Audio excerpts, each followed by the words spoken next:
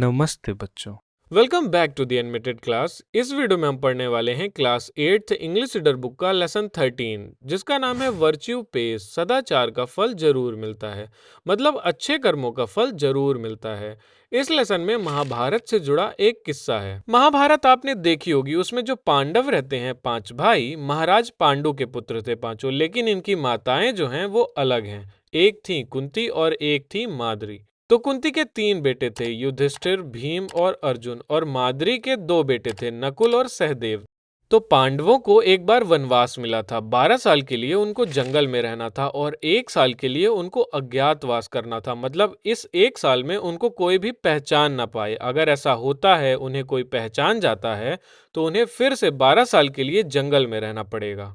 तो उस जंगल में हुए एक इंसिडेंट के बारे में इस लेसन में लिखा हुआ है। तो चलो स्टार्ट करते हैं ये चैप्टर। तो एक बार की बात है, जब पांडव जंगल में भटक रहे थे तो उन्हें बहुत प्यास लगती है, लेकिन उन्हें इधर उधर सब जगह ढूंढने के बाद भी कहीं पानी नहीं मिल रहा था। अब तो उन्हें ऐसा लगने लगा था कि वो प्यास से ही मर जाएंगे। तभी युधिष्ठिर जो सबसे बड़े भाई थे, और इन्हें मैन ऑफ ट्रुथ भी बोलते हैं, मतलब ये हमेशा सच बोलते थे और हमेशा सच का ही साथ देते थे।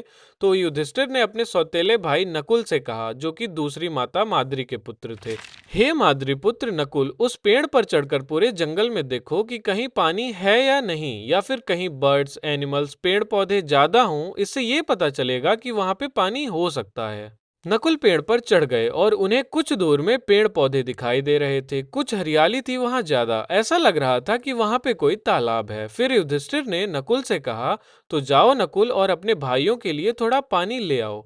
नकुल उस जगह की तरफ चले गए। वहां पहुंचते ही उन्हें एक साफ पानी का तालाब दिखाई दिया। वो जैसे ही पानी पीने के लिए तालाब के पास जाके झुके, तभी एक आवाज आई, रुको, जब तक तुम इस तालाब के नियमों का पालन नहीं कर लेते तब तक पानी मत पीना।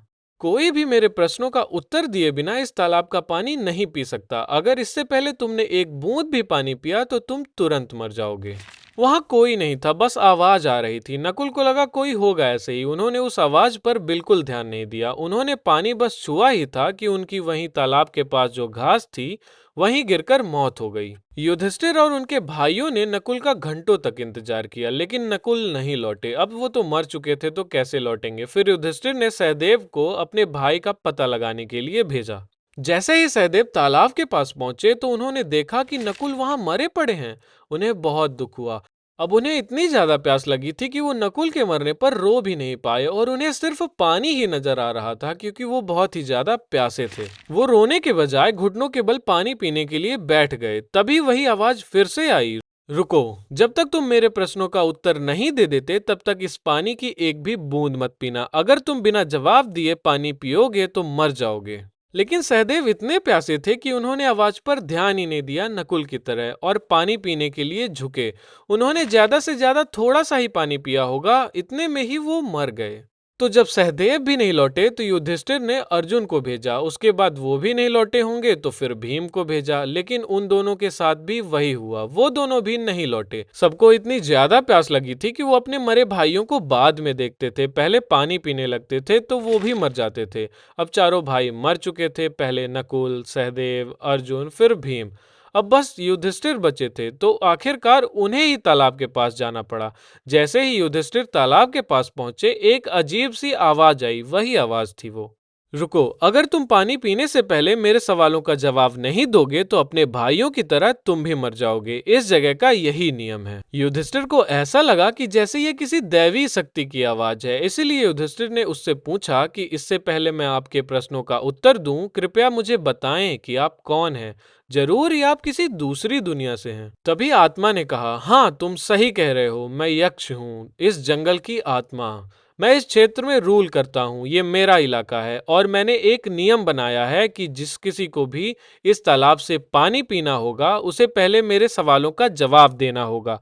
अगर वो ऐसा नहीं करेगा तो वो तुरंत मर जाएगा। तो युधिष्ठिर ने कहा, आप अपने प्रश्न पूछिए, मैं अपनी पूरी क्षमता से उनका उत्तर दूंगा। वो सवालों का उत्तर देने की पूरी कोशिश करेंगे। तभी यक्ष अपने सवाल पूछना स्टार्ट करता है, स्वर्ग जाने का सबसे अच्छा रास्ता कौन सा है? सदाचार मतलब अच्छे कर्म। स्वर्ग जाने जाने का सबसे अच्छा रास्ता है। सबसे अच्छा गुण कौन सा है? किसी से नफरत ना करना सबसे अच्छा गुण है। इंसान का सबसे बुरा दुश्मन कौन है? क्रोध, गुस्सा इंसान का सबसे बुरा दुश्मन है। कौन सा आदमी एक ही समय में अमीर भी है और गरीब भी है? वो आदमी जिसके पास बहुत कुछ है लेकिन वो किसी को कुछ नहीं देता। एक गरीब आदमी अमीर कैसे बन सकता है? एक गरीब आदमी संतुष्ट रहकर अमीर बन सकता है। पृथ्वी और बादलों से भी भारी क्या है? माता और पिता का प्यार। खुश रहने का तरीका क्या है? सच बोलना और दयालु रहना। सबसे महान आदमी कौन है? जिसको सुख हो या दुख उससे कोई फर्क नहीं पड़ता, वो दुख और सुख दोनों में ही एक जैसा रहता है, वही महान है। ये सारे सवाल खत्म होने के बाद यक्ष ने कहा, हे राजकुमार, तुमने मेरे सवालों का बहुत अच्छा उत्तर दिया है। अब तुम पानी पी सकते हो और मैं तुम्हें एक वरदान भी देता हूँ। तुम अपने किसी एक भाई का नाम बताओ, मैं उसे फिर से जिंदा कर दूंगा। तब युधिष्ठिर ने कहा, नकुल, जो माद्री माता हैं उनके बेटे को जिंदा कर दें। तो यक्ष बोला, लेकिन ये तो तुम्हारा सौतेला भाई है। क्या तुम अपने सगे भाई अर्जुन और भीम को जिंदा करना नहीं चाहते? क्या तुम उनसे प्यार नहीं करते? युधिष्ठिर ने कहा, मैं उनसे प्यार करता हूँ, लेकिन मैं ये चाहता हूँ कि नकुल फिर से जिंदा हो जाए। तब यक्ष ने पूछा, क्यों? युधिष्ठिर ने कहा, मैं माता कुंती का पुत्र हूँ और नकुल माता माद्री का। कृपया नकुल को जिंदा कर दें, जिससे दोनों माताओं के एक एक पुत्र जीवित रहेंगे। युधिष्ठिर ने यह सब बोला ही था कि यक्ष बोल पड़ा, हे राजकुमार, मैं धर्म हूँ, न्याय का देवता।